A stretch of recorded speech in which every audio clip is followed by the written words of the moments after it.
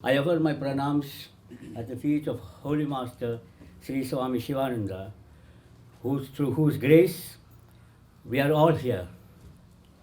It is through Swami Shivananda that we all had our lives transformed because of some meritorious deeds that we may have performed in our lives previous to this one.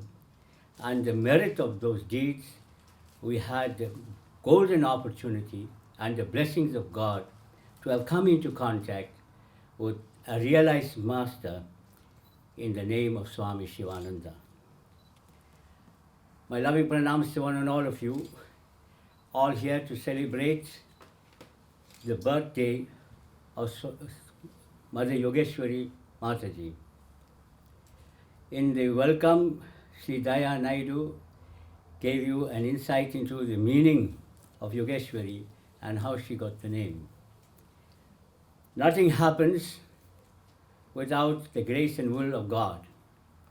And it is by God's grace, and as I said earlier, her good previous samskaras and good meritorious deeds, that she has come here in this life to reach a high state.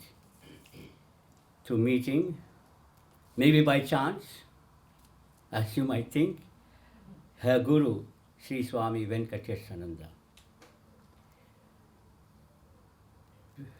And I offer on behalf of all the devotees of South Africa, of Holy Master, I send the greeting, offer them our heartfelt greetings, best wishes, and congratulations to Mataji. Swami Vidyananda, when he invited me to speak, he also gives us a topic. He doesn't leave the topic to us. and so he gave a topic about equanimity, as you've just heard.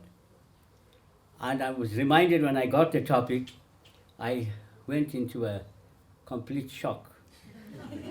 Because I'm reminded of an incident while I was reading the life incidents of Shivananda day to day.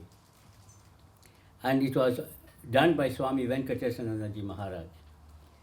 And in this day-to-day recordings, Swami Venkatesananda told us that there was a young journalist who decided to come and investigate what is this life that Swamis lead. Was it an escapism and leading a comfortable life to become a sadhu? And he was a very controversial somebody. So he came to the ashram to observe. And so he was so inspired that he decided to stay in the ashram. And so Swami Shivananda took him as an inmate and a sadhaka and told him to do some work, and he was training him. But the Swami he wasn't a Swami by then, the sadhaka, he had a weakness for smoking. And so, it's the nature of human beings. When one is smoking, the other one will pimp about him. So what had happened, it's human nature. What had happened, the pimper went to Gurudev. And he said to Gurudev, such and such a person is smoking. Gurudev kept silent. And a few days later, Gurudev called the student, the sadhaka, and he told him, I want you to speak at the evening satsang, but I am going to write out the message, the topic. I'm going to write it out, and you will speak. So, this is the experience of this sadhaka. Gurudev gave him the notes and what he must say, and he went into his room now because he's going to address the congregation like I'm doing for the first time. And then he got butterflies in his tummy. He went all crazy when he read the topic, the ill effects of smoking. So I'm put in the same boat today. Because this topic is what Swami Vidyananda gave me. I have to, for the past few days, learning the skill now and of what is to be, what is equanimity. And therefore, I feel grateful to him because now I've got an in-depth idea of what equanimity means. I want to start by reading from chapter 2, verse 38 of the Bhagavad Gita. And this is what Lord Krishna is advising Arjuna when he is facing the challenges of life, like you are, all of us. Having made pleasure and pain, gain and loss, victory and defeat, the same, engage in battle for the sake of battle, thus you shall not incur sin. I think all of you saw the film on the life or the message of our dear Mother Yogeshwari. Also, what Lord Krishna is teaching here is that we are all faced with challenges in life. One of the greatest challenges is to be unmoved in censure and praise. Are you with me? How wonderful you feel when a garland is placed upon you and all these praises are placed upon you. You can't sleep for days. You are enjoying it and enjoying it. But what happens to you when somebody sends a message to you and saying what a miserable person you are?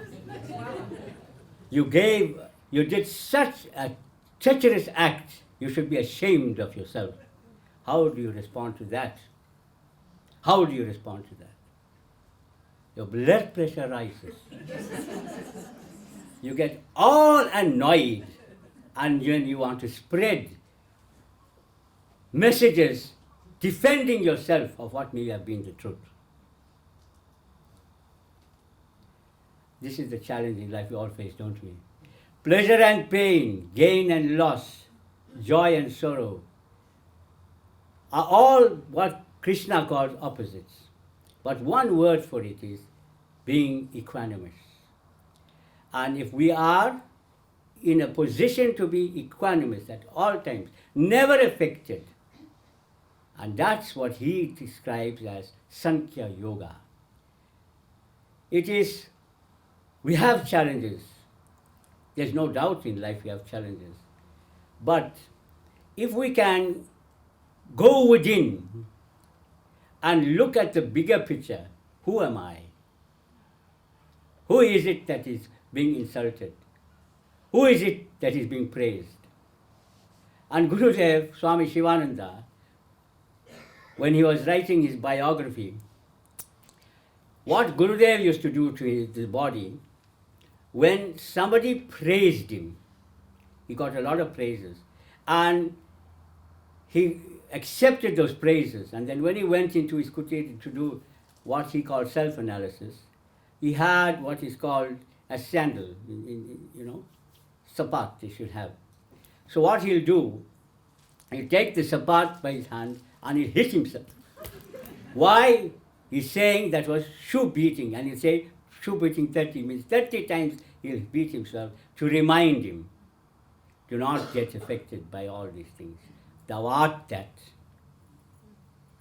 So, the message from Swami Shivananda is put so beautifully that you are not this body, you're not this restless mind, you're not the Mr. So-and-so you think you are.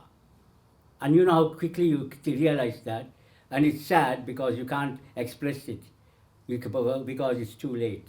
You know, when Lord Yama comes to you, and he takes the rope and chokes you, and then you no more. You are a great person, you are a professor, you had lots of money, you had inner circle Mercedes-Benz and an outer circle Mercedes-Benz. You had so much, you are such a proud man, well-known man, known as Professor Abdullah. But when you die, when Yammas come and remove the life from you, nobody remembers Professor Abdullah. They remember the body. So they ask, when is the body going to be coming to the chapel? Do they say, when is Abdullah coming to the chapel? When is the body going to be cremated? So you are nothing but, you're reduced to that. In reality, who are you? And Gurudev taught us that. He said, Mr. So-and-so is a false non-entity.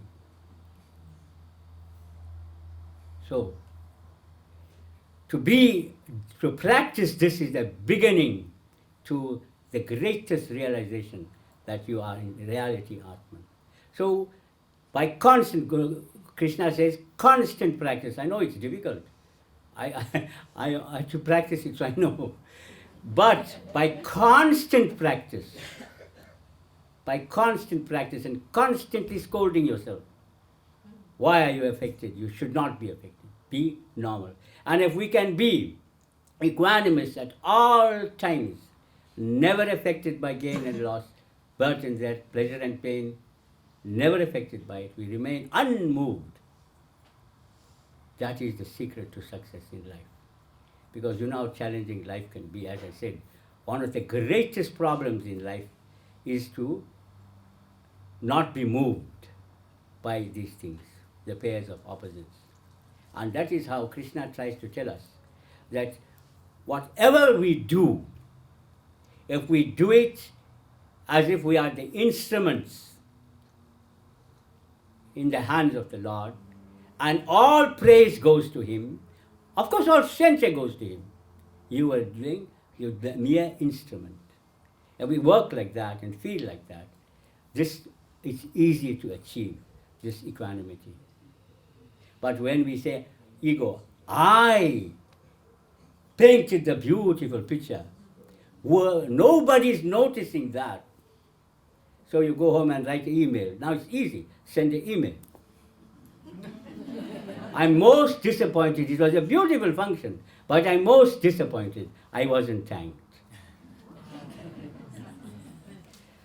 How, you see, with that attitude, egocentric. So we do things selflessly.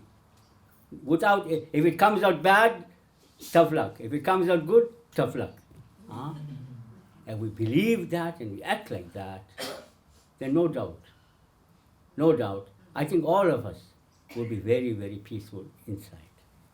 That's what we're looking for. On behalf of, as I said, the Integral Yoga Center in Pietermaritzburg, all of them were quite excited that I'm coming to join Mataji. I want to wish her well and pray for a long life. And remember, one thing we can take from the life of our dear Mataji, let us take that one thing. And I today like to call her Premananda. Premananda, she's an embodiment of love, as you all heard. And it's so easy to love, as long as it's not attached to anything. You know how quickly we give a chocolate to somebody and say, this is what love from me, with the hope on the other side. So if we can be selfless, not attached, not expecting anything, just love and be loved. May Gurudev bless us all. Let us pray for the long life, peace, and happiness of our dear Mataji.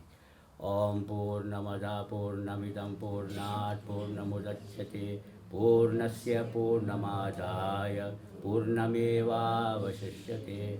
Om Shanti Shanti Shanti.